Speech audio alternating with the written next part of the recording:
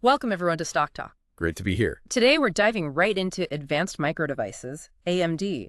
We're looking at their Q1 2025 numbers hot off the press from their May 6th earnings Yep. release. Digging into the details. Our mission, as always, is to cut through the jargon and see what's really going on with AMD's performance. And hey, if you like what you hear, please do subscribe, like it, share it around. It really helps us out. Definitely. So high level first, looks like a pretty strong Q1 for AMD. Revenue is up significantly, beat expectations. Beat the street. Driven mostly by data center and client, it seems. And apparently, this is the fourth quarter straight they've accelerated year-over-year growth. That's quite a run. It really is. So let's look at that headline number. Yeah. Revenue came in at $7.4 billion. Okay. That's a very healthy 36% jump from Q1 last year. And like you said, better than the $7.13 billion analysts were looking for. Right. Now, it is down a little from Q4 2024. That was $7.66 billion. But yeah, that's pretty standard. Typical seasonal dip you see in tech. Okay, yeah, that makes sense. Seasonal patterns. So, top line's looking good. How about the bottom line? What's the story with profitability of their earnings? Also a really positive story there. Net income was $709 million. Wow. Yeah, which is up, wait for it, 476% year over year. 476%. That's huge. It is. And per share, that's GAAP diluted EPS of $0.44, up 529%. I mean, just massive jumps. Incredible. And the non-GAAP numbers, sometimes they give a clearer picture of the core business. Exactly. So non-GAAP gross margin hit 54%, operating income $1.8 billion, Right. net income $1.6 billion, and the non-GAAP diluted EPS was $1.96, Okay. which, again, beat expectations. Okay. Analysts were thinking around 94 cents, so strong across the board on profitability, too. That profit growth is just staggering. You mentioned gross margin, 54% non-GAAP. I saw that improve too. Why is that so important? Right, the gross margin expansion is key. It hit 50% on the GAAP basis, up from 47% last year, and 54% non-GAAP, up from 52%. It's significant because it shows the underlying health, like you said. It's largely down to the product mix shifting toward those higher profit data center products. Ah, the EPYC CPUs and those AI chips. Precisely. The MI300 AI accelerators and the EPYC server CPUs, Right. they just command better margins. Plus, you're seeing benefits from scale. Selling more means they can often produce things a bit more efficiently. It all helps the margin. So that strategic focus on data center is really hitting the bottom line. And it sounds like they're managing overall operations better too. That's right. Look at operating income. GAAP operating income went from just $36 million a year ago to $806 million. Whoa. Yeah, that's a 2,139% increase. Non-GAAP operating income also jumped significantly, up to $1.8 billion from $1.1 billion. It shows really strong operating leverage. Meaning profits are growing faster than revenue? Exactly. Suggests they're managing costs effectively while still growing fast in those key areas. Okay, let's break it down by segment then. Data center seems like the star of the show. It absolutely is. Yeah. Pulled in $3.63 billion in revenue. That's up 55% year over year, and even up 8% from last quarter. The drivers, well, continued strong uptake of their EPYC CPUs, the server processors. Right, the brains of the data center. Exactly. And then rapidly increasing shipments of the MI300 AI accelerators. The demand for data center GPUs for AI infrastructure is just booming. Yeah, you hear about it everywhere. And AMD is carving out a nice piece of that. They're gaining share in traditional servers and becoming a real player in AI acceleration. Okay. What about the client segment? The chips in our PCs and laptops, that looks strong too. Yes, very strong year over year. Client revenue was $2.15 billion. That's up 80% compared to Q1 last year. 80%. Huge jump. Now, it was down about 15% from Q4, but again, that's seasonality after a strong holiday quarter. The year-over-year number really shows the strength. What's driving that? Just a better PC market overall? That's part of it. The PC market's improving. Yeah. But it's also AMD's Ryzen processors being really well received. They're gaining share, especially in those premium consumer and commercial PCs, where performance matters a lot. Okay, makes sense. Now, gaming, that looked a bit softer. What's the deal there? Yeah, gaming revenue is $920 million. That's down about 25% year over year and 10% quarter over quarter. It's mainly due to lower sales of their semi-custom chips. Ah, the console chips. PlayStation, Xbox. Exactly. We're in the later stages of the current console life cycle, so demand naturally cools off. Their regular GPU revenue for graphics cards actually held up okay, but yeah, the console cycle is the main story there. Got it. And the last piece, embedded. Also saw a decline. It did. Embedded revenue was $700 million, down about 15% year over year and 5% sequentially. Why is that? Mostly customers working through inventory they already had, plus some general softness in the industrial and communications markets that use these chips. But AMD stressed they're committed long-term here.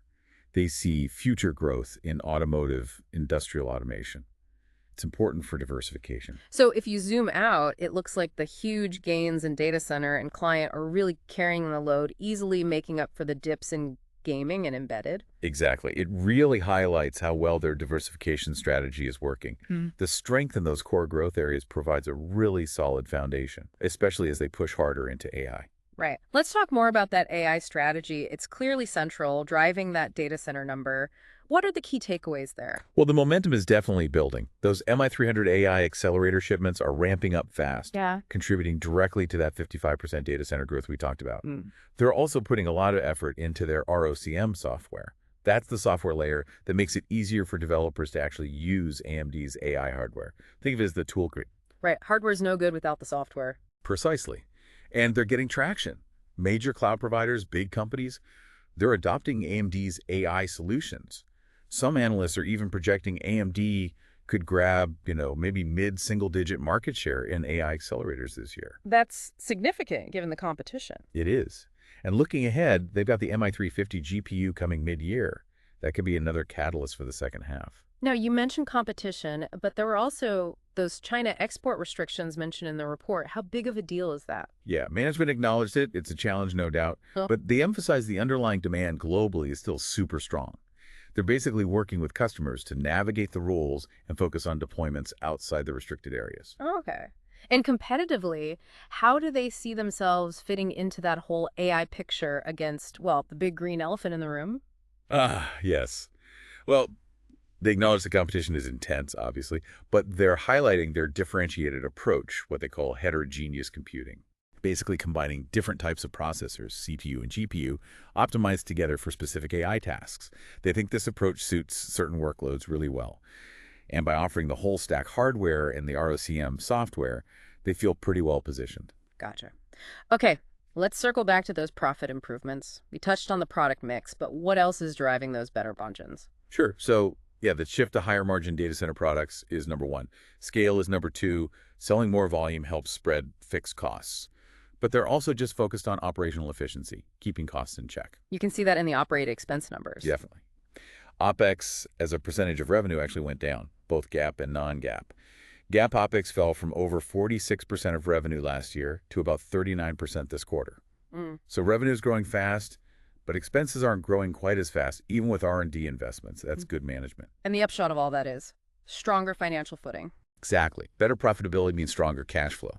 That gives them flexibility, more money for R&D, maybe acquisitions, maybe returning cash to shareholders down the line. Right. Now, they do expect margins to keep improving long term, but they did flag those China restrictions as a potential near-term headwind that might slightly temper things temporarily. Okay, that makes sense. So looking ahead, what did they guide for Q2 and the rest of 2025? What are the key takeaways from their outlook? For Q2, they actually expect revenue to beat the current consensus estimates. So continued momentum. Good sign. Yeah, they see ongoing strong growth in data center, more MI300, more EPYC. Client segment also expected to show strong year-over-year growth, though maybe some seasonal effects quarter to quarter. And gaming and embedded? Gaming outlook is still cautious, because of the consoles. Embedded, they think, will start to stabilize as customers work through that inventory. Okay. Margins, All they're right. guiding non-GAAP gross margin to stay in the mid-50% range for Q2. Right.